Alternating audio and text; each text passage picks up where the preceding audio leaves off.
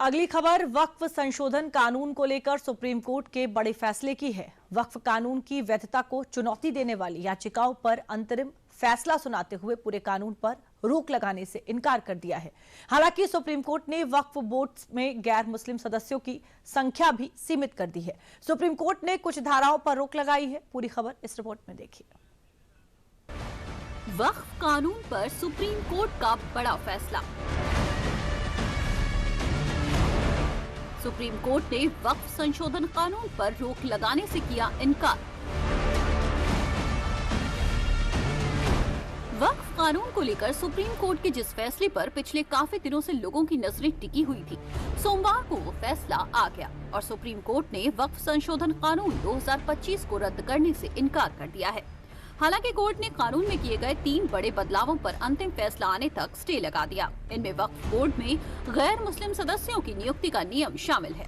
पहले आप ये समझिए, वक्फ यूजर डिनोटिफिकेशन पर रोक, कलेक्टर की शक्ति पर रोक, गैर मुस्लिमों को शामिल करने पर रोक।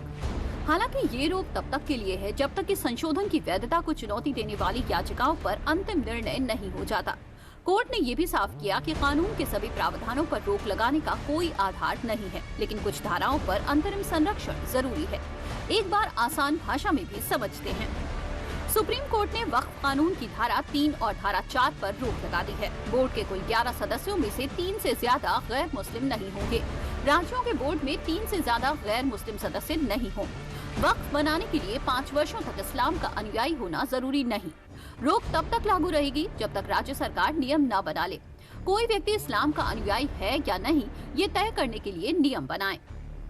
The Supreme Court has first found that there is a prima facie case for stay on certain provisions. They have not stayed all the provisions, the complete act, but certain provisions have been stayed, like the provision that said that you have to be a Muslim for 5 years have been stayed because there is no mechanism to determine whether the same can happen or not, to determine whether someone has been a Muslim for 5 years or not. Apart from that, the provision 23C, the court has said that until unless there is a mechanism devised, no third party interest can be created. Nothing can be, the people cannot be dispossessed of their Waqf properties. As far as non-Muslim members are concerned, the court has said that in the Waqf board it cannot be more than 3 and not more than 4 in the section 9. And on the registration, the court has apparently extended the time limit but has not stayed the provision. दरअसल देश में वक्फ कानून लागू होने के बाद इसके खिलाफ सुप्रीम कोर्ट में याचिका दायर की गई थी, जिसमें इस कानून को संविधान के खिलाफ बताया गया था। इस मामले में 3 दिनों तक लगातार सुनवाई हुई थी, जिसमें सभी पक्षों की दलीलें सुनी गई और फैसला सोमवार तक के लिए सुरक्षित रख लिया गया था। The Honorable Supreme Court has given interim order related to the Waqf Amendment Act 2025. However, our demand was that the entire act, there must be a stay on the entire act, but the court has not given such order. However, the court has stayed many provisions, and we welcome the stay on certain provisions, such as that a person who want to make a waqf should be 5 years practicing Muslim. Stay on section 3 and 4 is a very welcome step, and we expect that whenever the final decision will come, we will be given 100% relief. Supreme court ने वक्फ कानून के खिलाफ 5 मुख्य याचिकाओं पर ही सुनवाई की। इसमें AIMIM सांसद असदुद्दीन ओवैसी की याचिका भी शामिल थी। याचिकाकर्ताओं की तरफ से कपिल सिब्बल, अभिषेक मनु सिंघवी और राजीव धवन और केंद्र की तरफ से सॉलिसिटर जनरल तुषार मेहता पेश हुए थे। और जब फैसला आया तो प्रतिक्रियाएं भी दोनों तरफ से आईं। पहले आप इस कानून का विरोध करने वाले विपक्ष को सुनिए। ये बहुत अच्छा फैसला है और सरकार की साजिश और सरकार की मंशा पर माननीय उच्चतम न्यायालय ने बड़े पैमाने पर रोक लगा दी है, अंकुश लगा दी है। तो पूरे देश में अपनी जमीनें दान करने वाले लोग, धार्मिक कामों के लिए, सामाजिक कामों के लिए, जिनको ये डर था कि सरकार उनकी जमीनें लूटने की कोशिश करेगी, फौरी तौर पर उनको बहुत बड़ी राहत मिली।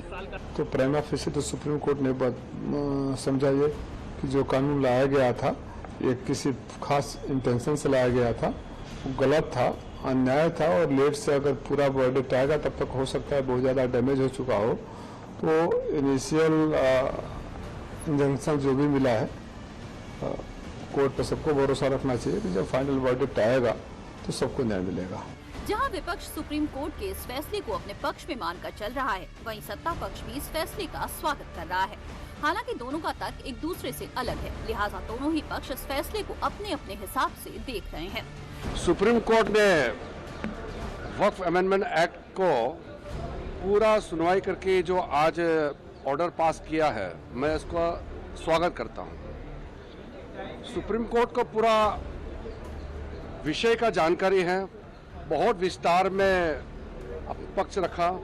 सरकार के ओर से हमारे सॉलिसिटर जनरल ने विस्तृत रूप से एक्ट में जो प्रावधान है और उसका मंशा, सरकार का जो सोच है, उसको भी सुप्रीम कोर्ट में रखा है। आज सुप्रीम कोर्ट ने उस अमेंडमेंट एक्ट जो है उसको, जिसको एक लेजिस्लेचर्स के द्वारा, उस विधायिका के द्वारा लोकसभा और राज्यसभा में 14 घंटे डिस्कशंस के बाद और ज्वाइंट पार्लियामेंट्री कमेटी में 6 महीने इस पे काफी डिटेल डिस्कशन सभी दल के सांसदों के साथ और देश के स्टेक होल्डर्स के साथ हुआ था। तो इससे साफ है कि जो कानून पारित हुआ वो कानून वैध है। अब उसके कुछ प्रोविजंस पे जो स्टे किया है उस पे निश्चित तौर से सरकार उस पे विचार करेगी, जो सुप्रीम कोर्ट के फैसले उसके आलेख में उस पर कार्रवाई करेगी। लेकिन जहां तक मैं समझता हूं कि जो प्रैक्टिसिंग फॉर 5 इयर्स इस्लाम, तो उस पे भी सुप्रीम कोर्ट ने ये कहा है कि फिलहाल हम उस पर स्टे करते हैं कि जब तक स्टेट उस पर रूल न फ्रेम कर ले। तो अच्छी बात है। सरकार की भी तो मंशा यही है कि भाई उसमें महिलाएं आधी आबादी है, एक महिला भी उसमें होना चाहिए, और जो सुप्रीम कोर्ट का फैसला है उस फैसले का आदर किया जाएगा, फैसले के हिसाब से काम किया जाएगा। ठीक है, अच्छी बात है। जो सरकार की मंशा है, सरकार भी तो यही कह रही है कि और जो धर्मों के लोग हैं उनको भी उसमें कमेटी में होना चाहिए। तो सुप्रीम कोर्ट ने भी तो मोहर लगा दी कि 3 और लोगों को रखिए। केंद्र सरकार ने 8 अप्रैल 2025 को वक्फ संशोधन अधिनियम 2025 को लागू करने की घोषणा की थी। इसके बाद राष्ट्रपति द्रौपदी मुर्मू ने 5 अप्रैल को इस कानून पर हस्ताक्षर किया था। फिर इस बिल को लोकसभा से 3 अप्रैल को और राज्यसभा से 4 अप्रैल को पास करा लिया गया था। लेकिन इसके खिलाफ लगातार विरोध और कई याचिकाएं सुप्रीम कोर्ट में लगाई थी, जिस पर ये सुनवाई हुई।